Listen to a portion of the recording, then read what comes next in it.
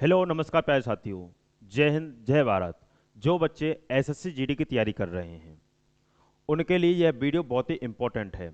यदि यह वीडियो आपको पसंद आती है तो आप हमारे चैनल को सब्सक्राइब कीजिए और सेशन को शेयर कीजिए जितना हो आपका। चलिए साथियों, वीडियो के लास्ट तक बने रहिएगा, ध्यान देना साथियों, बहुत इंपॉर्टेंट वीडियो है। देखिए साथियों, टारगेट हमारा एसएससी जीडी। देखिए साथियों, अब नेगेटिव यानी कि आपकी 1/4 है या 1/8 है, कितनी है, तुक्का लगाना सही होगा या गलत होगा, इन सभी पॉइंट पर बात करें। कट ऑफ कितनी जा सकती है, पहले के अनुसार अब के अनुसार भी कट ऑफ कितनी रह सकती है। देखो साथियों, सबसे पहले हम बात कर लेते हैं कि तुक्का लगाना इसमें सही है या नहीं है। देखो साथियों, कैसे, आपको पता है 1/4 की इसमें नेगेटिव नहीं है क्योंकि 1/8 की है। देखो साथियों, पता है, आपको पता है एक क्वेश्चन आपका 2 नंबर का है। अब एक क्वेश्चन साथियों 2 नंबर का है, तो 2 नंबर के लिए 1/4 करेंगे तो 0.5 हो जाएगा।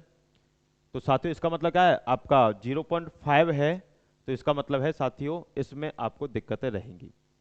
अब 1/8 का करते हैं तो आपको पता है 1/8 करेंगे तो साथियों यदि इससे आपका काटा यानी कि 1/8, तो साथियों यदि इसको काटा आपने 2 से यदि इसको काटोगे तो इसका आ जाएगा 1/4 यानी कि 0 पॉइंट में आपका 0.25। ठीक साथियों, देखिए साथियों, आपको पता है एक क्वेश्चन 2 नंबर का है और 2 नंबर का है, नेगेटिव दाना 1/8 की है ना कि 1/4 की। इसका मतलब यदि इसको हल करोगे तो आपका आएगा 2.5, यानी कि 0.25 की आपकी इसमें नेगेटिव है, ना कि 0.33 या 0 आपकी 5 की। तो ध्यान रखना 0.25 की इसमें साथियों नेगेटिव है।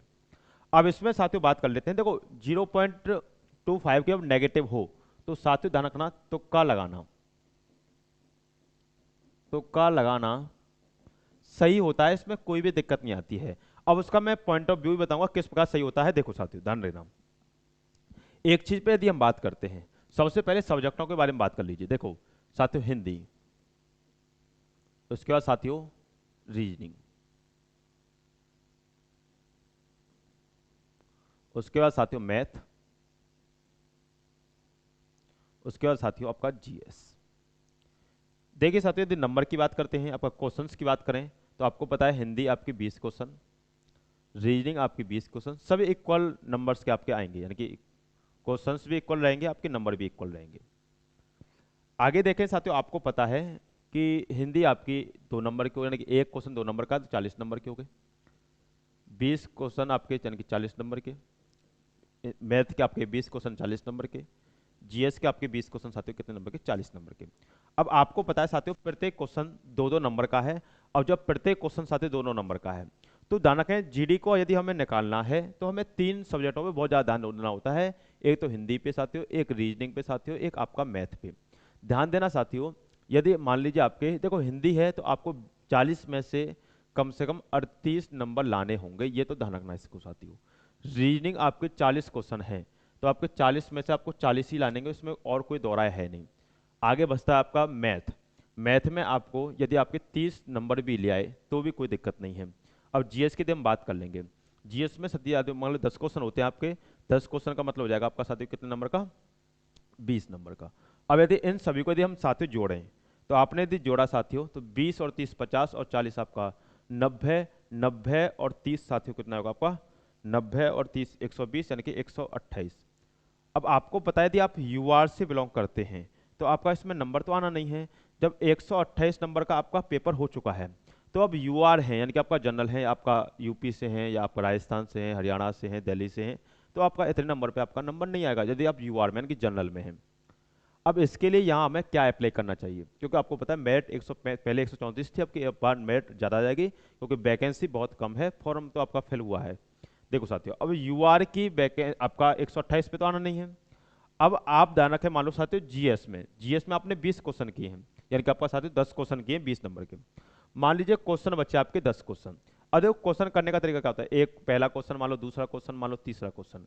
अब मान लीजिए आपने क्वेश्चन करने का स्टार्ट किया, अब मान लो पहला क्वेश्चन आपका हो गया, तो पहला क्वेश्चन हो गया तो कोई दिक्कत नहीं, टिक हो जाएगा, वो तो हमें दिखता होता है, ग्रीन लिखा होता था उस पर, ऑनलाइन पेपर है।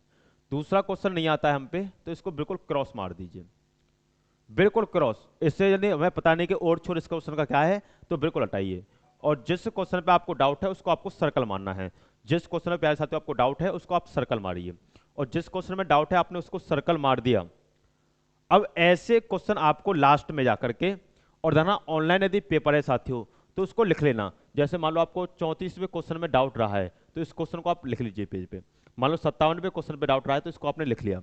मान लो 7वें क्वेश्चन पे आपको डाउट रहा है तो इस क्वेश्चन को आपने लिख लिया। उन क्वेश्चनों को सभी को बगल में लिख लीजिए, यानी कॉपी पर ही जो आपको पेज मिलेगा उस पर लिख लीजिए। ऑफलाइन में ये होता है हम सर्कल मार देते हैं, ऑनलाइन तो मार नहीं सकते, तो ऑनलाइन में उन क्वेश्चनों को लिख लीजिए। और जो क्रॉस वाले हैं उन क्वेश्चन से हमें कोई मतलब नहीं है। अब मान लीजिए आपके ऐसे 10 क्वेश्चन आए, ठीक साथियों।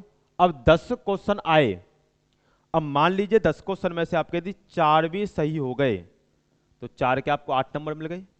और मान लीजिए 10 के आपके 6 क्वेश्चन गलत हो गए तो 6 क्वेश्चन यदि आपके साथ से गलत हुए तो 6 दुनिया पर कितना होगा 12।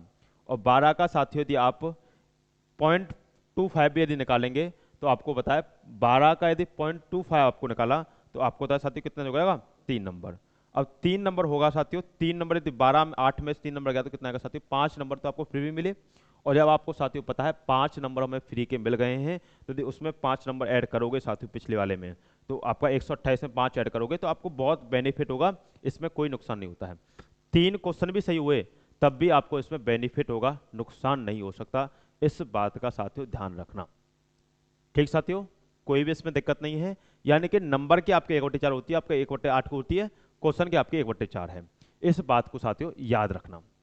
अब देखो साथियों, अब बात कर लेते हैं कि यदि हम मेन पॉइंट पे आए कि आपको पता है देखो कट ऑफ आपकी बढ़ेगी, कट ऑफ आपकी कम नहीं रहेगी, इस बात को ध्यान रखना। अब कट ऑफ आपकी बढ़ेगी तो कट ऑफ का आपको यदि हिस्सा बना, देखो जो बाउंड्री लेवल के आपके हैं, जैसे मान लो बंगाल में है कोई, आपका जम्मू कश्मीर में है, जो बॉर्डर एरिया में आएंगे तो बॉर्डर एरिया की तो कट ऑफ बहुत नीचे जाती है, कोई भी इसमें दिक्कत नहीं आती। आपकी रीजनिंग और हिंदी भी अच्छी है आपकी, मैथ में थोड़ा सा जो लगा लीजिए और जीएस में लगा लीजिए तो आप बिल्कुल लग जाओगे, इसमें कोई भी दो राय नहीं है, ठीक साथियों। तो जो मैंने पॉइंट बताए हैं उनको ध्यान रखना, किस प्रकार से वो क्वेश्चन करने हैं, किस प्रकार से वो क्वेश्चन नहीं करने हैं। इससे आगे आपसे नेक्स्ट उसमें मिलेंगे वीडियो में। यदि आपको वीडियो पसंद आई है तो आप हमारे चैनल को सब्सक्राइब कीजिए। धन्यवाद साथियों।